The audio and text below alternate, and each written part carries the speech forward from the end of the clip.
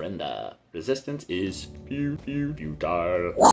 Today I want to talk about surrender and what that actually looks like. I mean, truly surrendering to Christ and the dangers of if we don't recognize deception when deception rears its ugly head.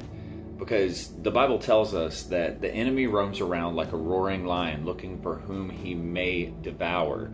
We allow this devouring or deception of the enemy unintentionally by a lack of pursuit of our faith, by a lack of infilling of the Spirit within us. And when we do this, or we fail to do this, we will be so deceived even though we are believers. For example, you hear people say quite often, "Oh, I'm just an old sinner saved by grace." They identify with sin that they're supposed to be dead to, right? Well, Romans 6 says that we are to indeed reckon ourselves dead to sin. Well, if we reckon ourselves dead to sin, how then do we go on to boast about our ability to commit it and then refer to that as humility? This is deception. This is deception of the enemy that separates us from identity with Christ. So today, we're going to talk a little bit about surrender.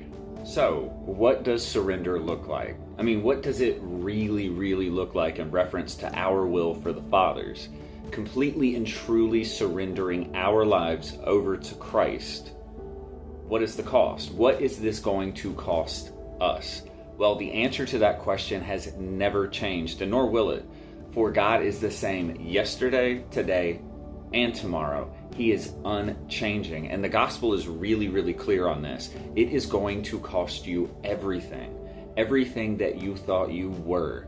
Well, Matthew 16:24 through 26 tells us, and it says, "Then Jesus said to his disciples, 'Whoever wants to be my disciple must first deny themselves, take up their cross, and follow me. For whoever wants to save their life will lose it, but whoever loses their life for my sake will find it.' What good will it be for someone to gain the whole world yet forfeit their soul? Or what can anyone give in exchange for their soul?" This takes me to the first thing that Christ said on the cross to the Roman soldiers as they were nailing him to it. And what Jesus says to the Father about these Roman soldiers is so much deeper than what's on the surface. He says, "Forgive them, Father, for they know not what they do." What you have to understand here is that Jesus is not simply speaking to what these Roman soldiers are doing and they're failing to recognize that he is the Son of God, but instead he is speaking to us, to the Spirit in us all. What he's saying speaks to the spiritual blindness that afflicts each and every one of us, a blindness caused by the veil of sin that keeps us from seeing the true identity of who and what we truly are. And this is what Christ died for, to tear that veil, to open the eyes of the blind to the truth of their lost identity and created purpose, that we are children of the Most High, made in his image, that is the image of love perfected, by way of surrendering our lives fully to Christ, immersed in the grace and mercy of his sacrifice, that we might become restored sons and daughters, no longer orphans to this lost world, but be instead reconciled to the Father and co-heirs with Christ in righteousness through his redemptive mercy and grace for what he's done for us all. So what it is that you're letting go of and what it is that you're denying is what you were never created to be in the first place.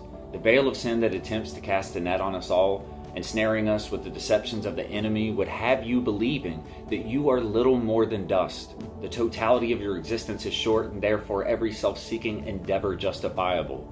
But I'm here to tell you that that is a lie.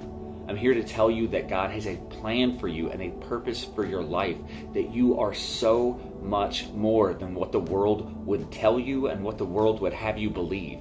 So if no one has told you lately or ever, you are the created image of God, who is Christ in the Word that was made flesh. And the most terrifying thing to the enemy is that the Word would become flesh in your life. For you to let go of and remove the thorns and thistles from once untended and unfertile soil to now cultivating good soil in surrender to Christ for the reception of the seed of His Word, that it might take root and grow and become fruitful in your life, that His light grows within you so much so that you would also shine as He shines, walking in the light as He walks in the light, that the darkness He once pulled you out of would now flee from you. And not only that, but flee from those who see the light in you as well. You were made in God's image. You are His child. You were made to shine. But you have to let go of everything this world has to offer, and you have to surrender to Him, to the one way, to the one truth, and to the one life that is Jesus Christ. The only way to heaven, the only way to be reconciled with your Creator is through Christ Jesus. Get to know Him, invite Him into your life, and surrender. Anyway, I hope this has been edifying, and I hope this has been encouraging. You guys have a blessed night.